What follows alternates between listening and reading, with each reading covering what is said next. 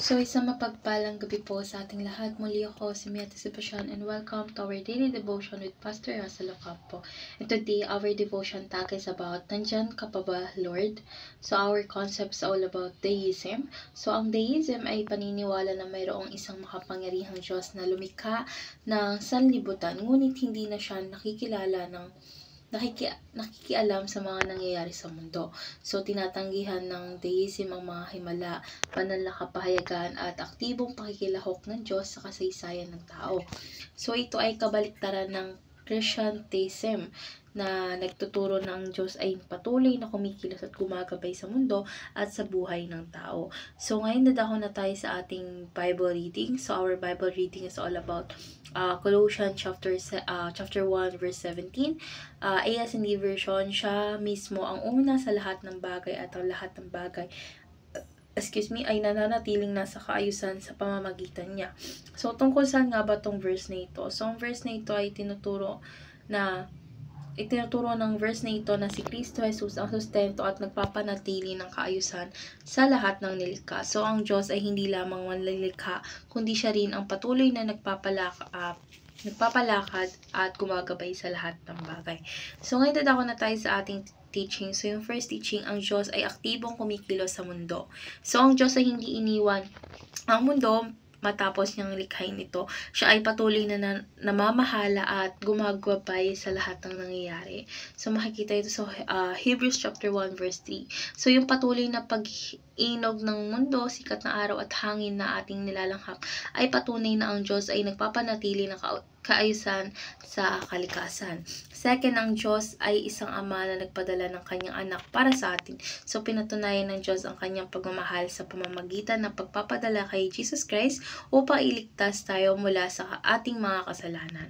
So, makikita ito sa 1 chapter 3 verse 16. So, yung pagsilang ministeryo at pagkamatay ni Jesus Christ sa krus ay patunay na hindi tayo iniwan ng Diyos, kundi siya mismo ang gumawa ng paraan para tayo ay maligtas. So, last teaching, ang Diyos ay gumagawa para sa ikakabuti ng mga umiibig sa Kanya. So, sa lahat ng pangyayari, mabuti man o masama ito, ginagamit ito ng Diyos para sa ating ikabubuti. So, makikita sa Roma chapter 8:28. So, ang mga pagsubok sa buhay ay kadalasang nagbubunga ng paglago sa pananampalataya at mas matibay na relasyon sa Diyos. So, ngayon dadako na tayo sa ating application. So, yung first application is fear not, for God is actively working. So, kapag natatakot tayo, alalahanin natin na ang Diyos ay kumikilos sa likod ng lahat ng pangyayari para sa ikabubuti natin. Kapag may problema sa pamilya o trabaho, dapat tayong magtiwala na ang Diyos ay may plano at tutulong sa tamang oras. Second is fight harder, for the battle is the Lord's. So, huwag sumuko sa mga pagsubok dahil ang tagumpay ay nagmumula sa Diyos. So, kapag nahirapan tayo sa pag-aaral o sa trabaho, is dapat tayong manalangin at magtiwala na ang Diyos ang magbibigay ng tagumpay sa atin. So, last application is focus on God, for He makes all things beautiful in His time. So, dapat wag tayong mawalan ng pag-asa sa tamang panahon. Tamang panahon is gagawing maganda ng Diyos ang lahat ng bagay. So, halimbawa, kung hindi mo pa natatanggap yung sagot sa ating mga panalangin, is patuloy pa rin tayo maghintay at magtiwala sa Diyos.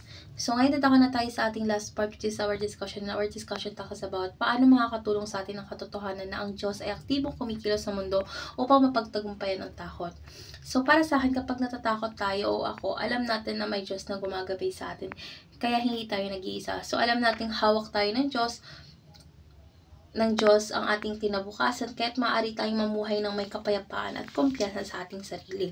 So, sa gitna ng mga pagsubok is may katiyakan na tayong hindi tayo iiwan o papabayaan ng Diyos. So, let's pray na po. Lord God, maraming salamat po sa iyong patuloy na pagkilos sa aming buhay at sa mundo namin. Patawarin mo po kami sa mga panahong nag-aalinlang kami sa iyong presensya. Lord God, ikaw ang may kontrol sa lahat ng bagay. Salamat po sa iyong katapatan at pagmamahal. Sa pangalan ni Jesus, Amen.